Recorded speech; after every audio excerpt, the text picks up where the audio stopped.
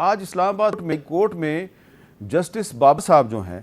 انہوں نے تحریک انصاف کے ایک رہنما شہریار آفریدی کی گرفتاری اور پھر رہائی اور پھر گرفتاری اور پھر رہائی کا جو معاملہ ہے اس پر توہین عدالت کی فرد جرم عائد کر دی ہے ڈی سی اسلام آباد پہ اور اسلام آباد پولیس کے کچھ اہم افسران پہ۔ آپ کو میں تھوڑی سی اس کی تفصیل بتانا چاہتا ہوں کہ جو ڈپٹی کمشنر ہیں اسلام آباد کے عرفان نواز، ایس ایس پی آپریشن جمیل ظفر، ڈی پی او فاروق بٹر اور ایس ایچ او ناصر منظور، ان پر فرد جرم عائد ہوئی ہے توہین عدالت کی، اور کہا گیا ہے کہ آرڈر کا مقصد عدالتی حکم کی توہین کرنا بالکل نہیں تھا، یہ ڈی سی اسلام آباد اور ایس ایس پی آپریشن کا جواب تھا۔ لیکن جسٹس بابر ستار نے ان سے کہا کہ آپ بھی ذرا جیل میں رہ کے دیکھ لیں کہ جنہیں آپ لوگ جیل بھیجتے ہیں وہ وہاں پہ کیسے رہتے ہیں۔ عدالت کی جانب سے ڈی سی اسلام آباد کی غیر مشروط معافی مسترد کر دی گئی اور جسٹس بابر ستار نے کہا کہ ہم کیسے آپ پہ فرد جرم عائد نہ کریں، توہین عدالت کا معاملہ چل رہا ہے، آپ پھر بھی ایم پی اوز کے آرڈرز جاری کرتے ہیں۔ اچھا، اب یہ معاملہ صرف ڈی سی کا اور ایک ایس ایس پی کا نہیں ہے، لاہور ہائی کورٹ نے اسلام آباد کے آئی جی اور چیف کمشنر دونوں کے خلاف توہین عدالت کی کارروائی شروع کر دیا۔ تو اس وقت جو اسلام آباد کی جو ضلعی انتظامیہ ہے اور اسلام آباد کی پولیس ہے، اس کے تمام بڑے افسران جو ہیں ان کو دو مختلف عدالتوں کی طرف سے توہین عدالت کے الزام کا سامنا ہے۔ تو یہ سچویشن جو ہے یہ کیوں پیدا ہوئی ہے، ہم کدھر جا رہے ہیں، یہ ایک بڑا ہی اہم معاملہ ہے۔ اور اس کے علاوہ ایک اور جو پاکستان کے کیپٹل اسلام آباد میں ایک بڑا ہی اہم معاملہ ہے، بڑا انٹرسٹنگ ہے، وہ یہ ہے کہ پاکستان پیپلز پارٹی کی طرف سے سینٹ کا اجلاس بلانے کی ریکوزیشن دی گئی تھی اور 27 سینیٹرز کے اس پہ دستخط تھے، لیکن سینٹ سیکریٹریٹ جو ہے اس نے یہ کہا کہ جی اس میں کچھ سینیٹرز جو ہیں ان کے دستخط جو ہیں وہ ہمیں اصلی نہیں لگتے، کم از کم 6 سینیٹرز کے دستخط اصلی نہیں لگتے، تو اس لیے ہم اجلاس نہیں بلا رہے۔ تو پیپلز پارٹی کے 27 سینیٹرز نے یہ جو ریکوزیشن ہے 30 اگست کو بھیجی تھی اور پیپلز پارٹی جو ہے وہ سانحہ جڑاوالا پہ بحث کرنا چاہ رہی تھی اور سینٹ سیکریٹریٹ کی طرف سے 6 ستمبر کو ان کو نو کر دی گئی، اور مزید 3 سینیٹرز جو ہیں جنہوں نے دستخط کیے تھے جن کا تعلق پیپلز پارٹی سے نہیں ہے، انہوں نے سیکریٹریٹ کو بتایا جی کہ ہمارے دستخط جو ہیں وہ اب اس میں سے آپ مائنس کر دیں، ہم اس میں شامل نہیں ہیں۔ تو اس پہ پیپلز پارٹی جو ہے وہ احتجاج کر رہی ہے۔ تو ہم اس پہ بھی بات کریں گے کہ پیپلز پارٹی نے اجلاس بلایا اور اجلاس جو ہے وہ بلانے سے انکار کر دیا گیا، یہ کیا معاملہ ہے؟ اس لیے ہم نے آج 3 معزز سینیٹر صاحبان کو دعوت دی ہے اپنے پروگرام میں۔ ہمارے ساتھ موجود ہیں سینیٹر عفنان اللہ صاحب جو کہ مسلم لیگ نون سے ان کا تعلق ہے، جناب سینیٹر سیف اللہ ابڑو صاحب جن کا تعلق پاکستان تحریک انصاف سے ہے، اور سینیٹر تاج حیدر صاحب جن کا تعلق ہے پاکستان پیپلز پارٹی سے۔ لیکن تاج حیدر صاحب، اس سے پہلے کہ میں سینٹ کے معاملے پہ آؤں، پہلے آپ ذرا یہ بتائیے کہ سینٹ کیونکہ فیڈریشن آف پاکستان کی نمائندگی کرتی ہے اور اسلام آباد جو ہے وہ پاکستان کا دارالحکومت ہے، تو اسلام آباد میں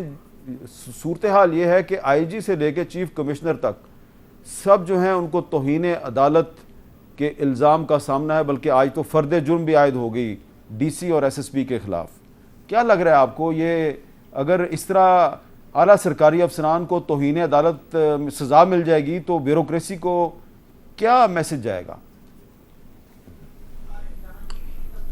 نہیں، بات صاف ہے کہ عدالتی احکام کی تو پیروی کرنی ہے ہر حالت کے اندر، اس پہ کسی قسم کا سمجھوتا نہیں ہو سکتا، لیکن میرے خیال سے اپنے طور پہ یہ بیوروکریسی نہیں کر رہی۔ جو معزز محترم جج صاحبان ہیں ان کو یہ بھی پوچھنا چاہیے کہ بیوروکریسی کن کے احکامات کی پیروی کر رہی ہے اگر عدالت کے احکامات کی پیروی نہیں کر رہی۔ اصل چیز یہ ہے کہ شاید کچھ لوگ ہیں کہ جو ان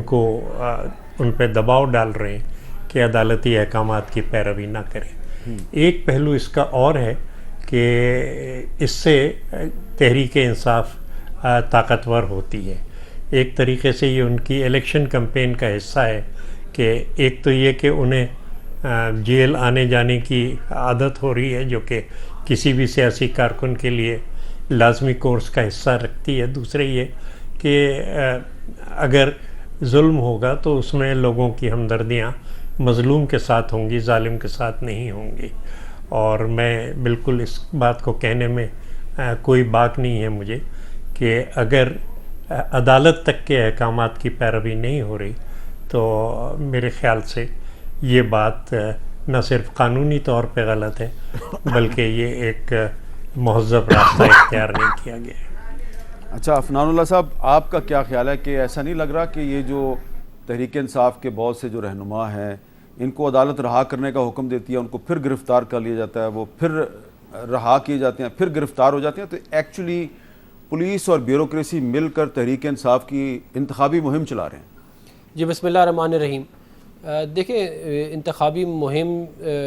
تو میں نہیں کہہ سکتا، ہو بھی سکتا ہے کہ اس کے اندر کوئی ہڈن ایجنڈا ہو، اس کے اوپر تو میں نہیں بات کر سکتا، لیکن میں یہ ضرور کہوں گا کہ جو آئین پاکستان ہے اس کو آپ سلیکٹیولی تو نہیں امپلیمنٹ کر سکتے نا۔ اگر آپ نے آئین کو پہ عمل درآمد کرنا ہے تو سب سے زیادہ ذمہ داری سپریم کورٹ کی ہے اور عدالتوں کی ہے۔